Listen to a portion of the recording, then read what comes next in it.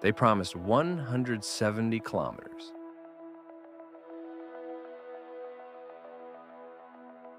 They promised 500 meters in height. They promised the city of the future. 3 years later, this is what we see: a narrow construction strip in the desert. No endless mirrored wall, no skyline stretching to the horizon. The line was supposed to house 9 million people by 2030. No cars, no streets, a complete reset of urban life. So what actually happened? Is the line scaling back? Or are we just witnessing the slow birth of something unprecedented? 170 kilometers of ambition. When the line was first unveiled, it didn't just sound ambitious. It sounded impossible.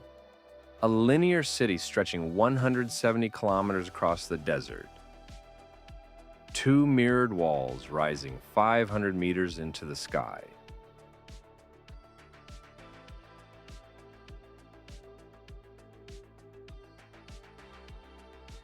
A vertical metropolis compressing what modern cities have spread out for decades. This wasn't just architecture. It was a direct challenge to how cities have worked for over a century.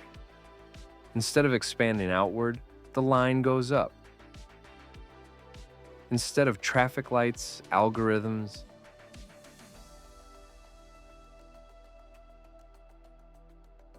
Instead of highways, layered infrastructure.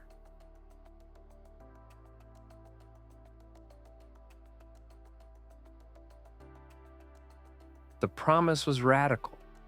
A city designed around people, not cars. And here's the crucial point. The line is not just a construction project. It's an experiment. An experiment meant to house roughly the population of New York City inside a structure that has never existed before.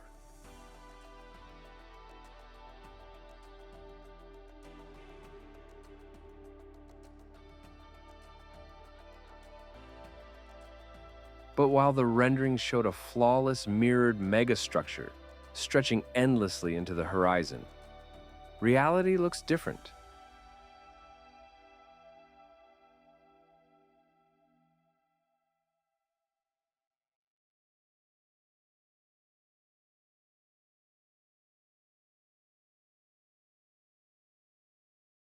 Construction is happening, but not at the originally implied scale. Reports suggest the first phase may span only a few kilometers, not canceled, but recalibrated. And that distinction matters, because 500 meters in height means extreme wind forces. 170 kilometers in length means structural demands never attempted at this scale. You're not building a skyscraper. You're building a horizontal skyscraper city. In one of the harshest climates on Earth, this is where ambition meets physics. And physics doesn't negotiate. If this works, it could redefine urban planning. If it doesn't, it becomes a global lesson in the limits of scale. The real motivation.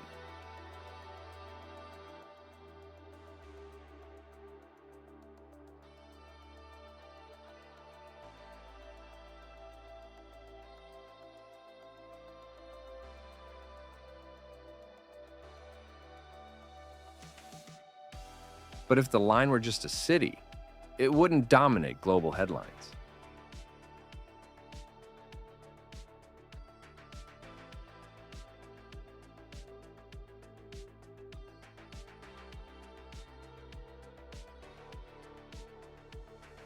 The real driver runs deeper. Saudi Arabia stands at a historic turning point. For decades, oil fueled its economy, but the global energy transition is accelerating.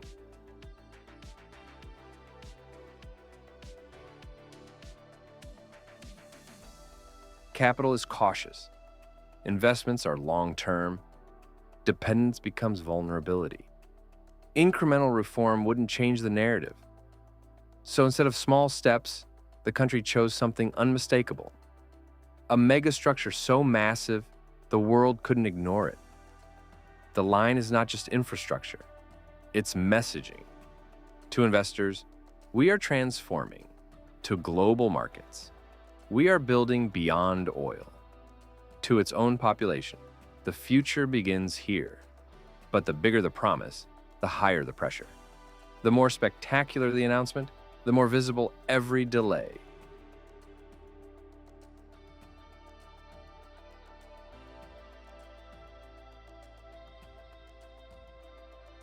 The line became the most visible symbol of Vision 2030, which means every adjustment becomes global news.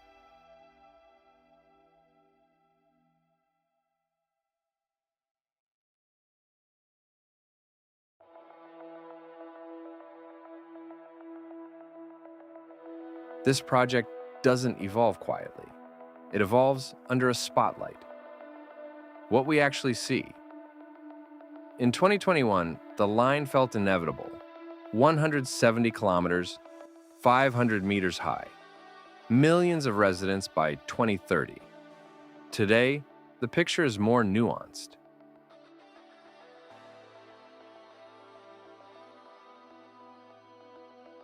Construction continues, but reports indicate that only a fraction may be completed by 2030. That's not cancellation, but it is recalibration. And recalibration shifts perception, because symbols rely on momentum.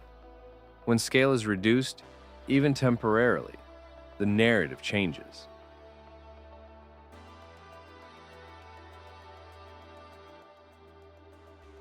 For international investors, not necessarily the root cause, but another factor in an already complex equation. Capital reacts to uncertainty. Mega projects react to capital. And this is where the tension becomes clear. Right now, you don't see a 170-kilometer mirrored wall dominating the desert. You see groundwork, infrastructure preparation, a project unfolding in phases, not all at once. The line hasn't disappeared, but its immediate scale has been adjusted. And maybe that's the real story. Not collapse, not abandonment, but the moment a massive vision encounters real-world constraints. Psychological close. The line was never just about buildings. It was about making the future visible, about projecting control in an increasingly unpredictable world. 170 kilometers of order, 500 meters of ambition. But maybe this was always about something deeper. Big visions often rise where uncertainty grows, where a nation seeks to prove it can become more than its past.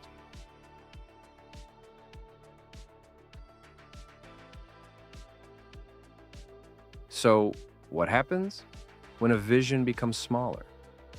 Does only the blueprint change? Or does the identity behind it shift as well?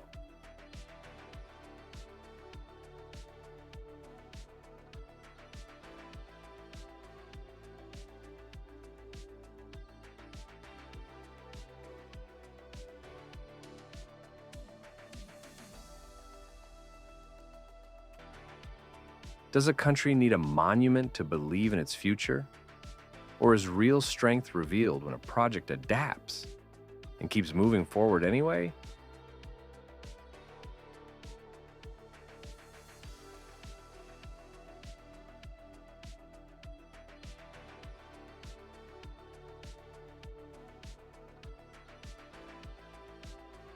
Because in the end, this isn't just about mirrored walls in the desert. It's about what remains when ambition meets reality and doesn't disappear.